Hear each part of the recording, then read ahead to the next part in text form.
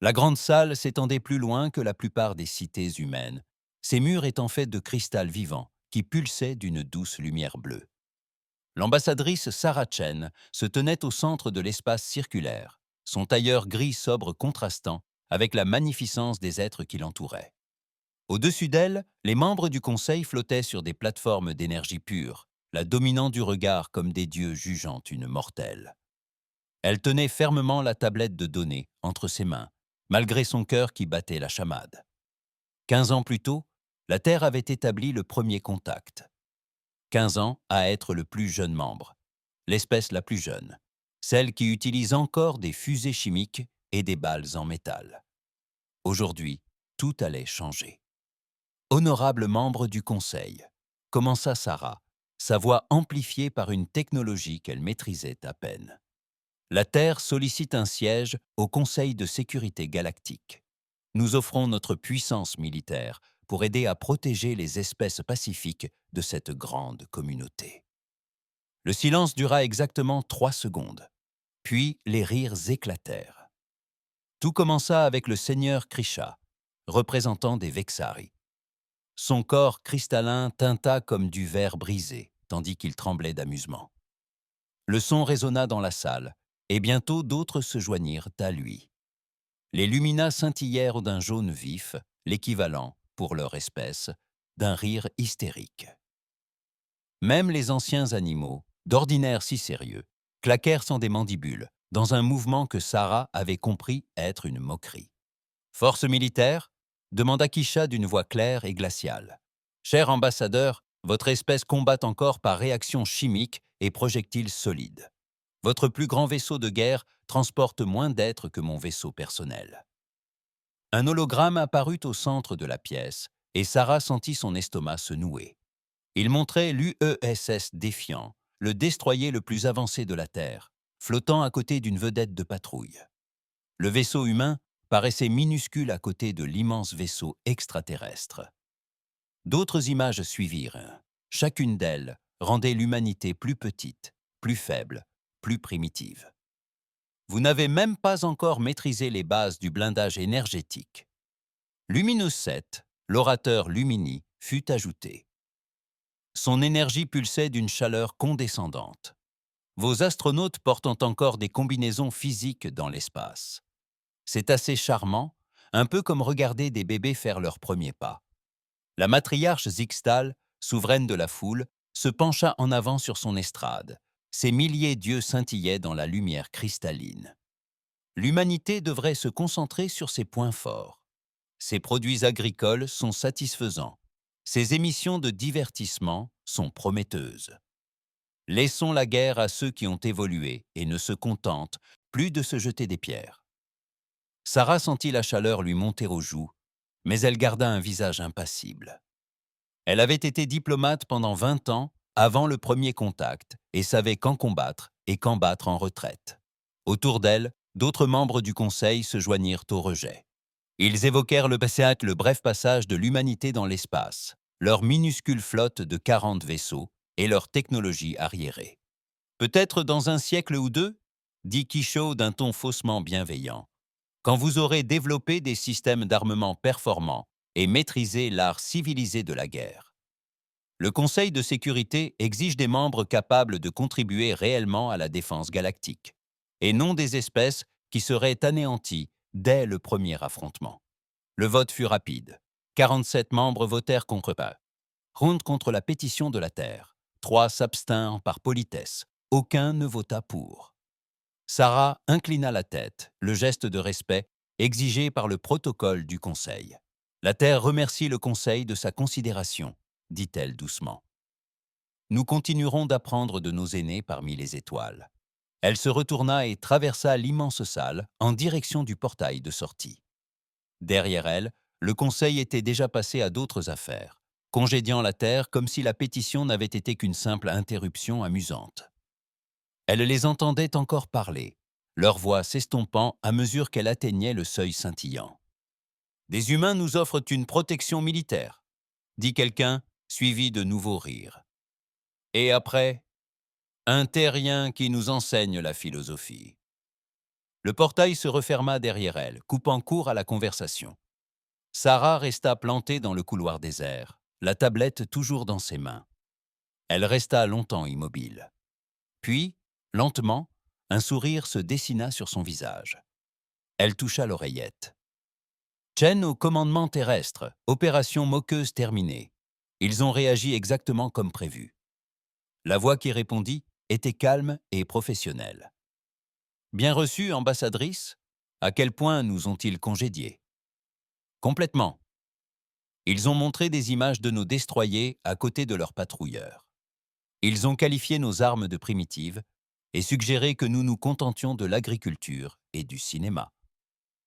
Le sourire de Sarah s'est élargi. Ils n'ont posé aucune question sur nos capacités industrielles, ni sur nos programmes de construction navale. Parfait. L'amiral Okonko vous salue. Elle vous dit que le Prometheus sera prêt pour ses essais en mer dans 4 mois. Sarah s'avança dans le couloir vers sa navette. Les parois de cristal reflétaient son image, et elle se contempla. Une petite humaine en combinaison grise, représentant une espèce que la galaxie considérait comme des enfants jouant avec des jouets dangereux. Ils ignoraient tout du danger qui les attendait. Dites-elle, l'amiral que l'ombre de Jupiter est assez profonde. Sarah a dit qu'il pouvait accélérer le chantier et lui a rappelé que notre première apparition devait être parfaite. Nous n'aurons pas de seconde chance. Bien compris, ambassadrice. Autre chose? Sarah a rejoint sa navette et a posé la main sur le panneau d'entrée. Par le petit hublot, elle apercevait l'immense station du Conseil. Sa beauté dissimulait le mépris de ceux qui s'y trouvaient. Oui, dis-lui qu'ils se sont moqués de nous aujourd'hui. Assure-toi que tous ceux qui travaillent sur le projet sachent que, parfois, la colère est le meilleur moteur. La porte de la navette s'ouvrit et Sarah monta à bord. Derrière elle, le Conseil galactique poursuivait ses travaux, imperturbable dans sa supériorité. Ils avaient ignoré la Terre sans la moindre hésitation. Ce fut la plus grosse erreur de leur vie. Le hangar de construction flottait dans l'ombre de Jupiter, invisible aux regards indiscrets en raison des radiations et des interférences magnétiques de la planète massive. À l'intérieur, quelque chose d'impossible prenait forme. L'ingénieur en chef Maria Rodriguez se tenait sur la plateforme d'observation, observant des milliers d'ouvriers s'affairer sur la coque comme des fourmis construisant un nid. Le vaisseau s'étendait sur 3 kilomètres, sa surface métallique sombre recouverte de plaques de blindage imbriquées comme des écailles de dragon. Contrairement aux courbes élégantes des vaisseaux extraterrestres, celui-ci était tout en angle vif et en efficacité brutale. Enregistrement en cours, annonça le jeune lieutenant à ses côtés en brandissant une caméra. Dès que vous êtes prête, chef, répondit Maria d'un signe de tête. Il documentait tout pour la postérité. Partant du principe que l'humanité survivrait assez longtemps pour avoir des historiens, elle regarda droit dans l'objectif et prit la parole. Ici l'ingénieur en chef Maria Rodriguez, projet Prometheus, jour 4 312. Voici l'indomitable de l'UES, presque terminé. Maria désigna la forme massive à l'extérieur de la fenêtre. Le Conseil s'est moqué de nos roquettes chimiques et de nos balles en métal. Ils ne comprennent pas que nous perfectionnons l'art de nous entretuer depuis 10 000 ans. Elle afficha un écran holographique présentant des plans de vaisseaux extraterrestres. Nous avons passé 12 ans à étudier chaque race extraterrestre de la galaxie. Nous avons analysé leurs armes, leurs tactiques, leurs guerres. Savez-vous ce que nous avons découvert? Ils vivent en paix galactique depuis si longtemps qu'ils ont oublié à quoi ressemble une vraie guerre. L'hologramme changea, révélant les images d'une bataille extraterrestre. Deux flottes se faisaient de face, en formation parfaite, échangeant des faisceaux de lumière colorés dans ce qui ressemblait davantage à une danse qu'à un combat. Les navires touchés dérivaient simplement au loin. Leur équipage était secouru par l'ennemi dans le calme. Ils se battent selon des règles, poursuivit Maria. Des tactiques honorables, des armes à énergie qui neutralisent plutôt que de détruire. Une technologie de bouclier qui protège les deux camps. Ils mènent une guerre civilisée. Son expression se durcit. Nous allons leur montrer à quoi ressemble une guerre unifiée. Elle longea la plateforme d'observation, la caméra la suivant. L'indomptable possède 30 couches de blindage. La plupart des vaisseaux extraterrestres ont de 3 à 5 couches de boucliers. Quand ces boucliers cèdent, c'est fini. Notre vaisseau peut perdre 60% de ses sections et continuer le combat. Nous avons tout compartimenté. Chaque système d'armes dispose de 3 systèmes de secours. Tous les systèmes critiques sont disséminés à bord. L'hologramme changea de nouveau, révélant les systèmes d'armement du vaisseau, des milliers de missiles dotés d'une IA capable de penser et de chasser de manière autonome. L'abandon des projectiles guidés par les extraterrestres, il y a des siècles, est une technologie bien trop primitive. Ils vont se souvenir pourquoi leurs ancêtres les craignaient. La voix de Maria se fit plus intense. Les armes nucléaires. Ils ont cessé d'utiliser la fission et la fusion dans la guerre il y a 2000 ans. Ils disaient que c'était barbare. Vous savez ce qui est barbare? Perdre une guerre parce qu'on est trop poli pour utiliser les armes qui fonctionnent. Nous avons des mines laser nucléaires, des ogives à fusion, des bombes IEM capables de détruire tous les systèmes électroniques dans un rayon de 100 km. Elle désigna une autre partie de l'exposition. Des canons électromagnétiques, des accélérateurs magnétiques, propulsant du métal solide à une fraction de la vitesse de la lumière. Aucune signature énergétique particulière à détecter. Aucun bouclier capable d'arrêter la matière solide se déplaçant à une telle vitesse. Juste de l'énergie cinétique. La plus ancienne arme de l'univers, propulsée à une vitesse qui la rend à nouveau neuve. Le jeune lieutenant prit la parole, d'une voix hésitante. « Commandant, le Conseil ne verra-t-il pas cela comme une menace? Ne devrions-nous pas chercher à égaler leur technologie au lieu de suivre notre propre voie ?» Maria se tourna vers lui avec un sourire triste. « Lieutenant, il y a une chose que toutes les espèces de la galaxie ont oubliée, sauf nous. Dans la nature, la proie évolue pour s'adapter au prédateur, mais le prédateur ne reste jamais le même. Ils pensent que nous sommes des proies qui tentent d'évoluer pour atteindre leur niveau. Ils ne réalisent pas que nous avons toujours été des prédateurs. » Elle ouvrit des fichiers montrant l'histoire militaire de l'humanité. Des batailles du métier de l'Antiquité à l'époque moderne défilèrent sur l'écran. Des sous-marins qui chassaient en silence. Des porte-avions qui projetaient leur puissance à travers les océans. La guerre psychologique. Des concepts de guerre totale où tout est une cible potentielle. Des tactiques interarmes. Nous avons condensé 10 000 ans de conflits humains dans la doctrine d'un seul navire. Le regard s'est porté sur les quartiers de l'équipage de l'Indomptable, 15 000 membres d'équipage. Les extraterrestres trouvent cela impossible pour un seul vaisseau. Leurs vaisseaux fonctionnent avec des équipages réduits, l'IA effectuant la plupart des tâches. Efficace, propre. Les yeux de Maria brillaient, fragiles. Détruisez leur noyau d'IA, et leur vaisseau devient un cercueil flottant. Notre vaisseau. Il y a 15 000 humains capables de prendre le contrôle manuel de chaque système. Des équipes de contrôle des avaries peuvent en colmater les brèches même sous le feu ennemi. La redondance est assurée par les effectifs. Elle se dirigea vers une autre fenêtre d'où l'on apercevait les hangars à drones du vaisseau. Des drones de combat, des milliers. Certains sont intelligents, d'autres non. Certains se jettent sur leurs cibles, d'autres posent des mines, d'autres encore perturbent simplement les capteurs. Les extraterrestres utilisent des drones pour l'exploration et la science. Nous les utilisons pour la guerre. La caméra a zoomé sur le visage de Maria. Le Conseil croit que nous demandons à être admis à leur table. Ils pensent que nous voulons apprendre d'eux pour devenir comme eux. Ils se trompent. Nous ne demandons plus rien. Nous prenons notre place et nous le faisons à nos conditions. Elle afficha le schéma final, dévoilant le vaisseau dans toute sa splendeur brutale. Dans 2 semaines, le capitaine Kajiselvu prendra le commandement. Vétérane du conflit des colonies extérieures, elle a combattu avant même le premier contact, sachant se battre dans des situations désespérées.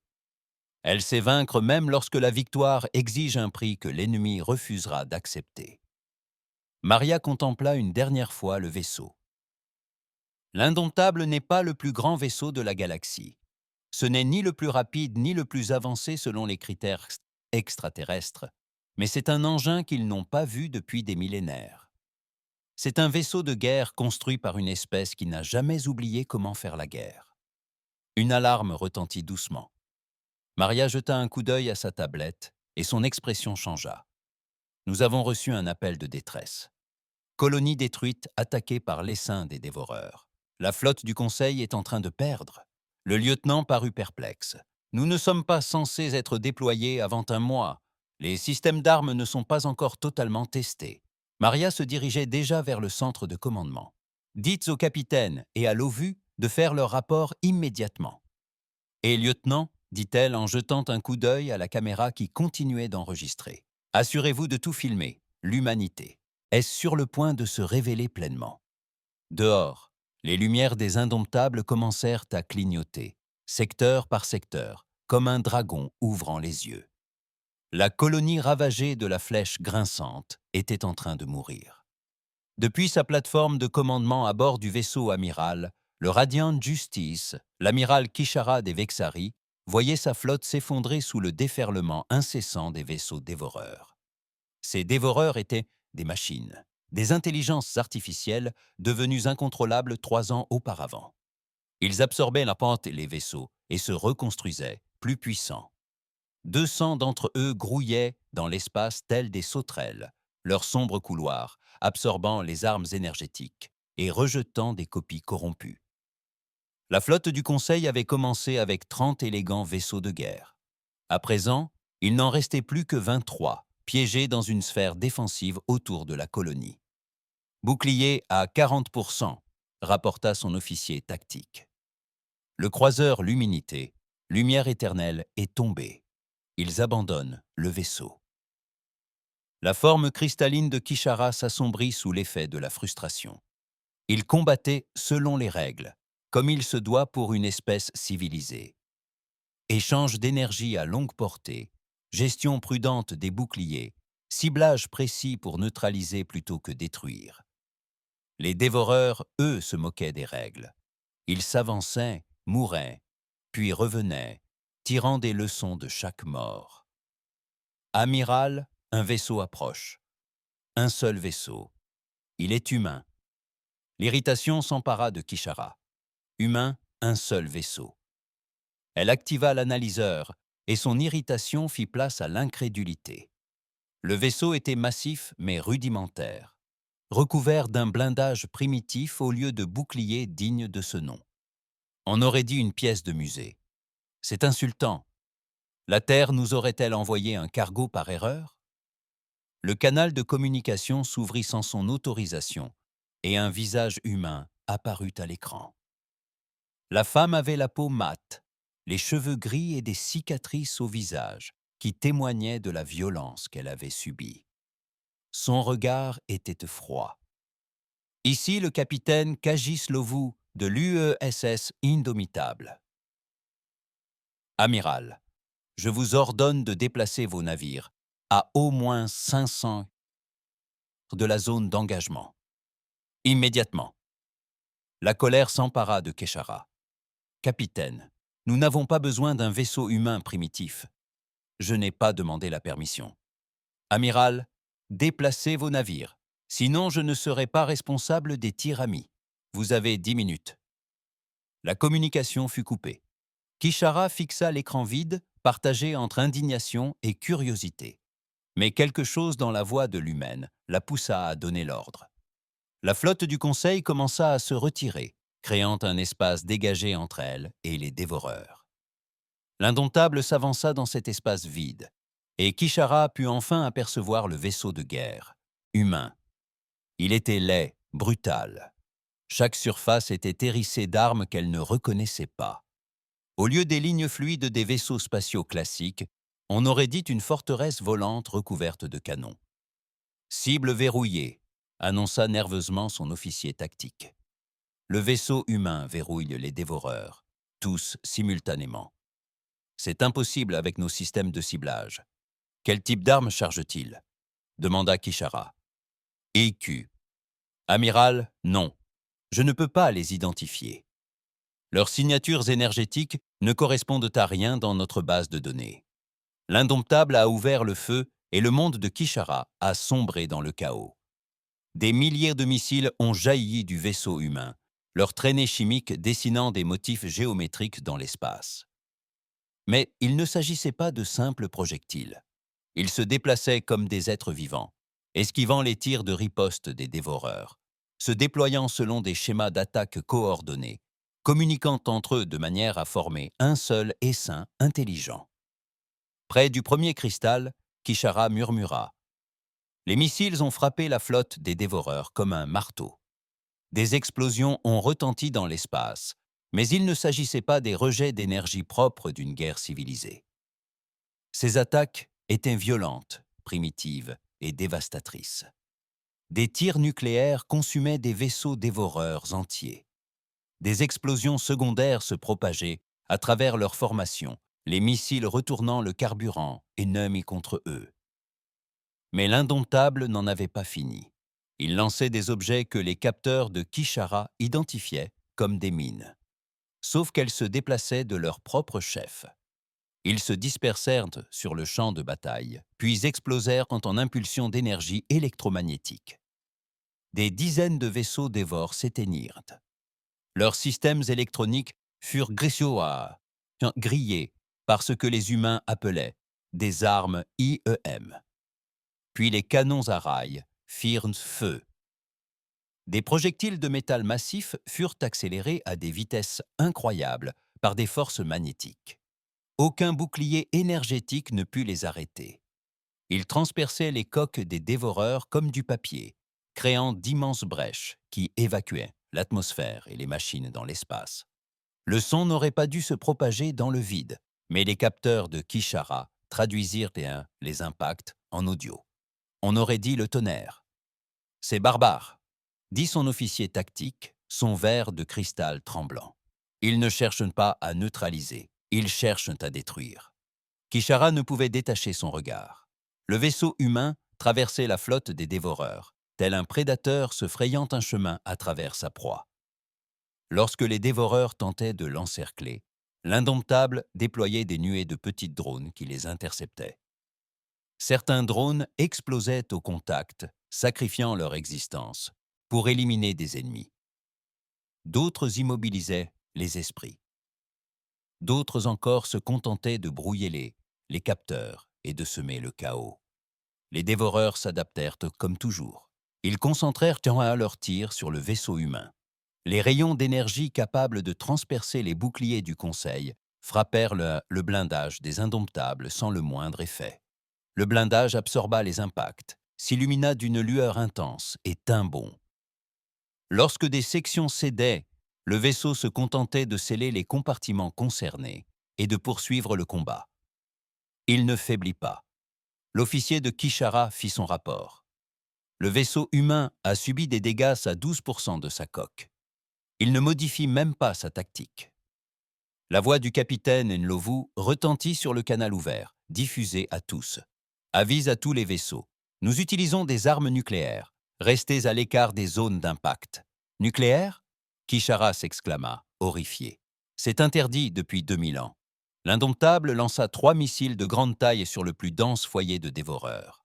Ils explosèrent en une fusion nucléaire, créant des soleils miniatures qui consumèrent tout sur des kilomètres.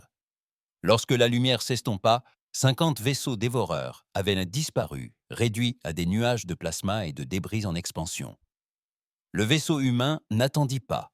Il fonça dans le champ de débris, utilisant les dévoreurs détruits comme couverture. Des tirs de canons électromagnétiques sifflèrent à travers les débris, profitant de leur camouflage. D'autres missiles furent lancés, ceux-ci utilisant les radiations des explosions nucléaires pour masquer leur approche. Kishara observa sa démonstration tactique, muette de stupeur. Les dévoreurs étaient en train de perdre. Les 5 qui avaient terrorisé la bordure extérieure pendant 3 ans, qui avaient détruit des dizaines de vaisseaux du Conseil, qui s'étaient adaptés à toutes les armes, étaient systématiquement exterminés par un seul vaisseau humain, utilisant des armes que la galaxie avait abandonnées, jugées trop brutales, trop primitives, trop singulières. 4 heures après l'arrivée de l'indomptable, le dernier vaisseau dévoreur fut pulvérisé par les tirs de canons électromagnétiques. Le champ de bataille était jonché de débris, de radiation et de la lueur persistante des tirs nucléaires. C'était la chose la plus horrible et la plus violente que Kishara ait jamais vue. C'était aussi la plus efficace. Le visage du capitaine et de Lovu réapparut sur l'écran de Kishara. « Amiral, la menace est neutralisée. Votre colonie est en sécurité. L'indomitable est prête à intervenir pour secourir les survivants des vaisseaux détruits. » Kishara retrouva sa voix. « Capitaine, comment un seul vaisseau a-t-il pu accomplir ce que toute notre flotte n'a pas réussi ?» L'expression de la femme humaine resta impassible. « Nous combattons différemment, amiral. Vous combattez pour neutraliser et contenir l'ennemi. Nous combattons pour vaincre. » Elle marqua une pause. « Je vous transmets nos données tactiques. Vous voudrez peut-être les examiner. Amiral, vous devriez peut-être indiquer au Conseil que la demande de la Terre pour un siège au Conseil de sécurité devrait probablement être réexaminée. » La communication se coupa, laissant Kishara contempler le vaisseau de guerre humain. Autour de lui, l'espace était ravagé par la destruction. Mais la colonie était saine et sauve. Des milliers de civils rescapés du crash avaient survécu grâce à ce vaisseau hideux, brutal et terrifiant. La galaxie était sur le point de basculer, et Kishara se demandait si c'était une bonne chose. La session d'urgence du Conseil galactique était la plus importante depuis 3 siècles. Chaque espèce membre avait dépêché son plus haut représentant. La salle bourdonnait de dizaines de langues, chacun tentant de comprendre ce qu'il venait de voir. Au centre, dans la salle de visionnage, un écran holographique diffusait en boucle les images de la bataille. L'indomptable déchiquetant la flotte des dévoreurs, les tirs nucléaires consumant des formations entières, les obus du canon électromagnétique transperçant les vaisseaux comme s'ils étaient faits de papier. Chaque membre du Conseil l'avait visionné au moins une douzaine de fois. Aucun ne pouvait détourner le regard. Le suzerain Krisha se tenait sur son estrade, son corps cristallin vibrant d'agitation. Voilà ce que nous avons invité dans notre civilisation. Voilà ce que nous accueillons parmi les étoiles. Il désigna les images. Ils se battent comme des bêtes, comme des sauvages. Ils utilisent des armes que nous avons abandonnées lorsque nous avons appris à nous civiliser. Des armes qui fonctionnent, murmura la matriarche Zixal. Des milliers d'yeux, reflets des explosions nucléaires qui résonnaient en boucle, illuminaient l'ancienne dirigeante crèche. Des armes qui ont anéanti un ennemi que nous combattons depuis 3 ans. Un vaisseau, 4 heures, aucune perte. Lumineux, 7 lueurs jaunes pulsaient, mais à quel prix pour l'honneur, pour la dignité? Ils utilisent des armes nucléaires. L'arme nucléaire. Nous l'avons interdite, tout comme la guerre biologique et les armes de destruction massive. Ce sont des armes d'extermination, pas de guerre. Et pourtant, la colonie de la flèche vacillante est intacte. Zixtal poursuivit. 20 000 des miens sont en vie parce que les humains ont accepté la sauvagerie. Dis-moi, Lumineuse 7, dois-je expliquer à ces 20 000 civils qu'ils auraient dû mourir pour que nous puissions préserver notre dignité? Un silence pesant s'installa dans la salle. Personne n'osait répondre à cette question. Un analyste technique Vexkari du nom de Shahik projeta de nouvelles données dans l'espace central. J'ai terminé l'analyse de la conception du vaisseau humain. Les résultats sont inquiétants. Les données ont commencé à affluer. Leur blindage utilise 30 couches redondantes. Nous utilisons 3 à 5 couches de bouclier, ce que nous considérons comme excessif. Lorsque leur blindage est percé, ils disposent de systèmes de compartimentage qui dissimulent 60% du vaisseau et leur permettent de poursuivre le combat. Chic a extrait une autre section. Leur équipage compte 15 000 personnes. C'est absurde. Nos plus grands cuirassés sont pilotés par des équipages de 200 personnes, assistés par des systèmes d'IA. Les humains semblent faire davantage confiance à leurs congénères qu'à leurs ordinateurs. Peut-être est-ce judicieux, murmura quelqu'un. Les dévoreurs étaient à l'origine des IA de confiance. Leurs systèmes d'armement sont énergivores, poursuivit Chic. Missiles susceptibles à propulsion chimique, armes cinétiques nécessitant des munitions classiques, engins nucléaires, générant une énergie collatérale massive. Mais voici ce que nous avons négligé. Les déchets ne sont utiles que s'ils sont inefficaces. Leurs missiles sont pilotés par une intelligence artificielle distribuée, ce qui les rend quasiment impossibles à contrer. Leurs armes cinétiques contournent tous nos systèmes de défense. Leurs armes nucléaires provoquent une telle perturbation des capteurs que le ciblage devient impossible. De nouvelles données et leurs tactiques sont apparues. Nous combattons en formation. Nous maintenons des distances d'engagement strictes. Nous ciblons des systèmes spécifiques pour les neutraliser plutôt que de les détruire.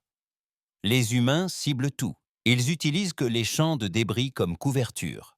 Ils simulent des retraites pour attirer les ennemis dans des pièges. Ils pratiquent la guerre psychologique en diffusant leurs propres données tactiques. Ce qui, paradoxalement, ne fait qu'accroître la peur chez leurs ennemis au lieu de les préparer. La forme cristalline de Kisha s'estompa. Ce n'est pas de la guerre. C'est un massacre systématique. C'est la guerre. Corrigea Zixtal, la vraie guerre. Celle dont on avait oublié l'existence. L'ambassadrice Chen se tenait silencieusement au bord de la salle, comme il sied au statut subalterne de la Terre. Elle s'avança alors, sa voix calme, mais portant jusqu'aux quatre coins de la salle. « Honorable Conseil, l'humanité demande la parole. » Les murmures cessèrent. Tous les regards se tournèrent vers la petite humaine en tailleur gris. « Autorisation accordée, » dit Zixtal. « Parlez, ambassadrice. » Sarah observa l'assemblée, ces êtres qui s'étaient moqués de la Terre quelques mois auparavant. « Vous avez qualifié nos armes de primitives, barbares, non viliformes. Vous avez raison, ils sont tout cela. Mais nous n'avons jamais prétendu être des guerriers civilisés. Nous avons prétendu pouvoir protéger la galaxie, nous l'avons prouvé. » Elle désigna les images de la bataille qui passaient en boucle. Pendant 5 000 ans, l'humanité s'est déchirée. Nous sommes devenus extrêmement efficaces. Nous avons mis au point des tactiques, des stratégies et des armes conçues dans un seul but, vaincre à tout prix. Puis nous avons rejoint la communauté galactique et constaté que vous aviez oublié comment combattre réellement. Vous avez transformé la guerre en un rituel, un jeu avec des règles. La voix de Sarah se durcit. Les dévoreurs ne respectent aucune règle. La prochaine menace non plus. La galaxie a besoin de protecteurs qui se souviennent que, parfois, survivre exige d'être sauvage. Voilà ce que la Terre nous offre. Alors, l'humanité veut être nos chiens de garde. Luminous 7 déclara, son corps vibrant de dédain. Nos monstres de compagnie, que nous lâchons quand les solutions civilisées échouent. Non, répondit simplement Sarah. Nous voulons être les adultes responsables qui se souviennent que les monstres existent et que parfois, on a besoin de monstres pour les combattre. Le débat fit rage pendant 3 heures encore. Finalement, 3 factions distinctes émergèrent. La faction du confinement, menée par Kisha, prônait la restriction de l'humanité. Limiter la construction de ses vaisseaux, surveiller le développement de ses armes et la contrôler avant qu'elles ne deviennent trop puissantes. La faction de l'Alliance, dirigée de façon surprenante par Luminous 7, défendait l'idée d'une intégration complète de l'humanité au sein de l'Alliance. Donnez-leur un siège au Conseil de sécurité, partagez la technologie, impliquez-les dans l'ordre galactique pour qu'ils ne le perturbent pas. La faction dominante, plus petite mais bruyante, préconisait de frapper la Terre maintenant, tant qu'elle était encore relativement faible. Un seul vaisseau servait de démonstration. Combien en existait-il d'autres? Combien pouvait-il en construire? Mieux valait régler le problème humain avant qu'il ne devienne insoluble. La matriarche Zixtal les écouta tous. Finalement, elle leva l'un de ses membres principaux pour obtenir le silence. En tant que doyenne du Conseil, sa voix portait. « 3 ans, dit-elle. Pendant 3 ans, les dévoreurs ont massacré notre peuple, tandis que nous cherchions des solutions élégantes à un problème insoluble. En 4 heures, l'humanité l'a résolu à l'aide d'armes ignobles et de tactiques brutales. » Elle marqua une pause. « Je trouve curieux que nous débattions du sort de l'espèce qui vient de sauver 20 000 des miens. » Elle se tourna vers Sarah. « Ambassadrice Chen, la demande de l'humanité pour un siège au Conseil de sécurité est approuvée. Cependant, des conditions s'appliquent. La Terre sera désignée comme gardienne. Vous serez sollicité en cas d'échec de la guerre conventionnelle. Vous serez limité à 20 vaisseaux de guerre de classe indomptable ou équivalent. Sarah inclina la tête. La désignation de gardienne est acceptable. La restriction concernant le vaisseau est acceptable.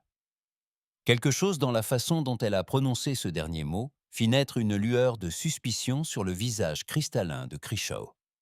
Mais le vote fut appelé et adopté. La Terre aurait son siège. Alors que le conseil se dispersait, Krisha s'approcha de Sarah dans un couloir latéral. Tu savais que cela arriverait. Tout cela, les moqueries, la bataille, ce dénouement. Sarah croisa son regard. Nous savions que vous nous sous-estimeriez. Nous savions qu'une crise surviendrait. Nous savions qu'après avoir constaté nos capacités, vous auriez 3 options. Nous accepter, nous restreindre ou nous attaquer. Nous nous sommes préparés aux 3 et à la restriction des 20 vaisseaux. Sarah sourit. Seigneur suprême, l'humanité construit des vaisseaux de guerre depuis des millénaires. 20 suffisent amplement. Elle s'éloigna, laissant Krisha avec un froid glacial au cœur. L'humanité venait tout juste d'intégrer la structure du pouvoir galactique. Mais ils ne pouvaient se défaire de l'impression qu'ils avaient tous été manipulés. Il repassa une dernière fois les images de la bataille, observant l'indomptable destruction des dévoreurs. 20 vaisseaux comme ça. Cette pensée aurait dû être réconfortante. Elle ne l'était pas. Le haut commandement Crèche avait pris sa décision 3 semaines après l'obtention par la Terre d'un siège au Conseil de sécurité. 50 vaisseaux de guerre, la plus grande flotte punitive rassemblée depuis 2 siècles, allaient faire irruption dans le système solaire terrestre et rappeler à l'humanité sa place dans l'ordre galactique. Le chef de guerre Takaren se tenait sur la passerelle de son vaisseau amiral, confiant et certain de son sort. Oui, les humains avaient net vaincu les dévoreurs, mais il ne s'agissait que d'un seul vaisseau contre une IA décérébrée. Cette fois, c'était différent. Il s'agissait d'une véritable force militaire contre une espèce qui maîtrisait à peine les voyages spatiaux. « Statut de gardien », annonça-t-il à ses officiers. « Ils appellent ça un honneur. Nous, on appelle ça une laisse. Aujourd'hui, on va leur montrer qui tient la laisse. » La flotte Bémarage Salé émergea d'un voyage supraluminique aux confins du système solaire terrestre. Takran s'attendait à la panique, à des transmissions désespérées. Peut-être même que ces humains primitifs se rendraient là, sur le champ. Au lieu de cela, une voix calme parvint sur le canal de communication. « Flotte en perdition, ici le commandement de la défense lunaire. Vous pénétrez en zone interdite. Désactivez vos armes et indiquez vos intentions. » Thakran rit, ses mandibules claquant. Luna, la lune humaine, dispose d'un centre de commandement de défense. Il a ouvert un canal. Ici, Warerader Thakran. Nous sommes ici pour démontrer notre supériorité écrasante. Et oui, nous avons reçu le message. La voix a interrompu. Je me doutais que vous tenteriez quelque chose comme ça. Position. Nous envoyons le comité d'accueil. 6 vaisseaux ont émergé de la face cachée de la Lune. Les capteurs Terran les ont immédiatement identifiés. Des navires de guerre de classe indomptable. 6 en tout. Sa confiance vacilla pour la première fois. Le traité ne leur autorise que 20 navires, dit nerveusement son officier tactique. Où ont-ils pu en construire 6 en 3 semaines? Ils ne les ont pas construits en 3 semaines, réalisa Takran avec une horreur grandissante. Ils les avaient en réserve. Ils savaient que nous viendrions. Le visage du capitaine Enlovu apparut sur son écran, accompagné de ceux de 5 autres capitaines humains. « Chef de guerre, je vous donne une dernière chance de partir pacifiquement. Après cela, nous vous infligerons la même leçon qu'aux dévoreurs. » Takran sentit son orgueil guerrier l'emporter sur son sens tactique. « Vous affrontez 50 vaisseaux de guerre broyeurs. Vous en avez 6. Rendez-vous maintenant et nous serons cléments. » Un des autres capitaines humains, un homme aux yeux bleus glacial, laissa échapper un rire. « Mon pote, tu devrais peut-être revoir tes calculs. Vous avez 50 vaisseaux, nous 6, mais nous avons autre chose. » L'espace entre les vaisseaux humains et la flotte accidentée se remplit soudain d'objets. Des milliers. Mines, drones, plateformes de missiles. Tout était prépositionné et prêt à l'action. Les humains avaient transformé l'espace autour de leur lune en une forteresse défensive. Dernière chance. Et Lovu dit « Partez ou apprenez ». Takaran fit son choix. Tous les vaisseaux attaquent en formation. Montrons assez primitifs ce qu'est la vraie guerre. La bataille de Luna dura 47 minutes. La flotte Crush avança selon sa formation traditionnelle à 3 niveaux. Boucliers imbriqués, armes chargées. C'était une doctrine d'engagement naval classique, perfectionnée au fil des siècles. C'était aussi exactement ce que les humains avaient prédit. Les vaisseaux humains n'engagèrent pas le combat directement. Au lieu de cela, ils battirent en retraite, attirant l'ennemi dans le champ de mines. Daken comprit le piège trop tard. Les mines n'étaient pas posées au hasard. Elles étaient conçues, intelligentes, attendant le moment opportun. Elles explosèrent en cascade. Les boucliers des crêtes, conçus pour absorber les armes à énergie, vacillèrent et cédèrent face aux impulsions nucléaires. Les vaisseaux ayant survécu à l'explosion initiale virent leurs capteurs hors service, leur communication brouillée, leur formation élégante brisée. Puis arrivèrent les missiles. Des milliers furent lancés depuis des plateformes disséminées sur le champ de bataille.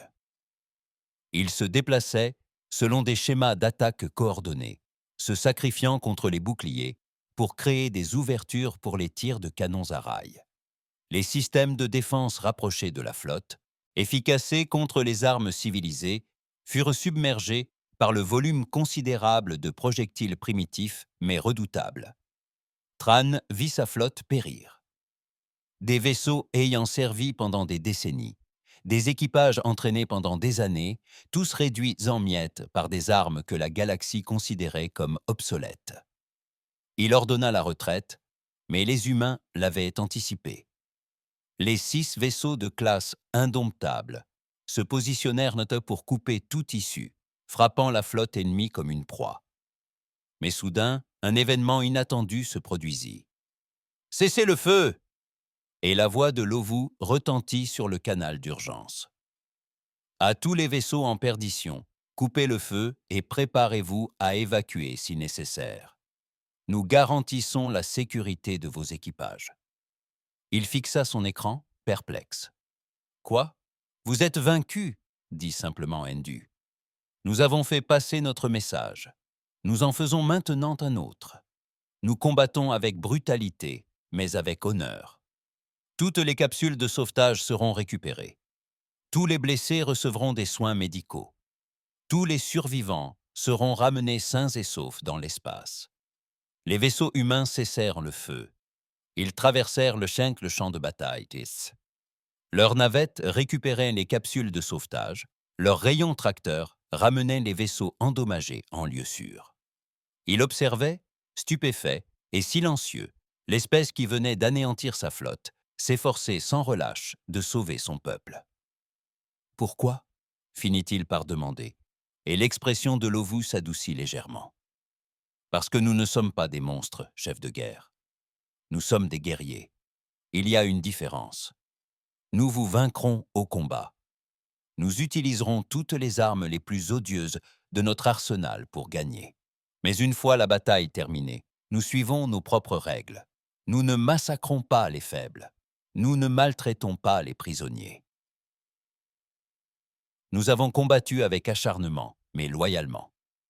Au cours des 6 heures suivantes, les vaisseaux humains ont récupéré leurs ressources. Chaque survivant de l'écrasement. 15 000 soldats ennemis traités avec respect et attention. Les équipes médicales ont travaillé aux côtés des secouristes. Les ingénieurs humains ont aidé à réparer les systèmes de survie endommagés. Dakaran se tenait dans la zone de récupération de l'Indomptable, entouré de ses guerriers rescapés. Un jeune médecin humain soignait ses blessures avec douceur et professionnalisme. Le contraste était saisissant. C'étaient les mêmes êtres qui venaient de réduire sa flotte en miettes à l'aide d'armes nucléaires. « Je ne vous comprends pas », dit-il à Enlovu, venu superviser les opérations de secours. « Vous combattez comme des démons. Vous tuez sans hésiter. Et puis, vous faites ça. C'est pourtant simple. » Et Lovu déclara: « Nous combattons pour gagner, non par cruauté. » La bataille détermine qui est le plus fort. Ce qui suit détermine qui est le meilleur. Nous voulons être les deux. Les répercussions de la bataille de Luna se firent sentir dans toute la galaxie. Les accords galactiques d'urgence furent révisés. La doctrine militaire humaine fut classée comme efficace, mais relevant d'une technologie à usage restreint. D'autres espèces, témoins de l'alliance entre l'efficacité brutale et l'honneur inattendu des humains, commencèrent à solliciter leurs services de conseillers militaires. La place de la Terre au Conseil de sécurité ne fut plus contestée. L'humanité n'était pas le chien de garde de la galaxie. Elle était bien plus complexe.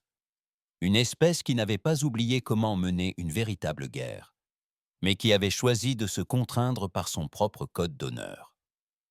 3 mois plus tard, l'ambassadrice Sarah Chen se tenait dans la salle de conférence privée avec l'amiral Victoria Okonkwo, suivant les retransmissions de la construction de divers chantiers navals secrets disséminés dans l'espace humain. « L'attaque éclair a parfaitement fonctionné », déclara Okonkwo. « Désormais, la galaxie sait que nous avons 6 vaisseaux opérationnels et croit que nous progressons vers la limite des 20. » Sarah esquissa un sourire. « On en est à combien exactement ?» 32 trous sont terminés. 48 autres sont en construction à différents stades. Okono a installé les câbles. On les appelle tous équipements de défense. Le conseil municipal ne pose pas beaucoup de questions sur la défense. Il devrait, a dit Sarah. Il devrait et poser beaucoup plus de questions. Vont-ils s'en rendre compte? Sarah secoua la tête. La galaxie a passé des millénaires à oublier comment penser comme des guerriers. Ils ne réaliseront pas que nous dépassons les limites avant qu'il ne soit bien trop tard. Et d'ici là, nous serons tellement intégrés à la structure du pouvoir qu'ils ne pourront plus rien faire.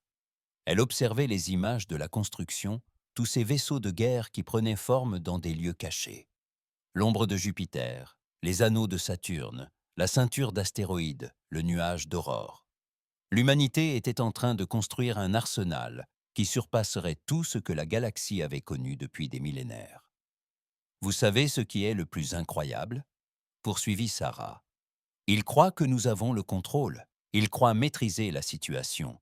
Ils ne se rendent donc pas compte que nous avons tout manigancé depuis le début. » Sur l'un des écrans, un nouveau vaisseau de classe indomptable était baptisé. Les UAS, implacables, se tenaient au-delà. Dans le hangar de construction, des dizaines d'autres vaisseaux attendaient d'être achevés. Okono observait les vaisseaux prendre forme et posa la question qui la taraudait. « Sarah, sommes-nous devenus les protecteurs de la galaxie ou sa plus grande menace ?» Sarah resta silencieuse un long moment. « Oui ?» finit-elle par dire, « les deux. Nous sommes exactement ce dont ils ont besoin et ce qu'ils devraient en craindre. Nous les protégeons des menaces extérieures et d'eux-mêmes. Mais qui les protège de nous ?»« Nous », répondit Okonkwo d'un ton ferme. « Nous les protégeons de nous-mêmes. C'est là tout l'enjeu. Nous avons le pouvoir de dominer la galaxie. Nous choisissons de ne pas le faire. C'est ce choix qui nous rend dignes de ce pouvoir. » Sarah hocha lentement la tête. « Tant que nous continuerons à faire ce choix, tant que l'humanité se souviendra que la force sans retenue n'est que tyrannie. » Ils restèrent là, ensemble, à contempler les vaisseaux de guerre qui prenaient forme dans l'obscurité de l'espace. Des vaisseaux assez puissants pour conquérir la galaxie, construits par une espèce qui a choisi de ne pas le faire. L'équilibre était aussi fragile que dangereux. Dans la salle du Conseil galactique, les débats se poursuivaient sur le rôle de l'humanité. On discutait de la désignation des gardiens, des restrictions et des alliances. On croyait comprendre ce qu'était devenue la Terre. On se trompait. La Terre n'était devenue rien. L'humanité avait simplement révélé ce qu'elle avait toujours été. Une espèce de guerrier qui avait appris à choisir quand combattre, quand faire preuve de clémence, et quand sourire et poursuivre la construction de vaisseaux dans l'ombre. La galaxie s'était moquée de la puissance de la Terre. Puis vinrent les cuirassés qui changèrent tout en tout. Mais le véritable changement ne résidait pas dans les vaisseaux. Il résidait dans la prise de conscience lente et insidieuse, au sein de la galaxie, que l'humanité avait joué un jeu bien plus vaste que quiconque ne l'avait imaginé. Et l'humanité ne faisait que commencer.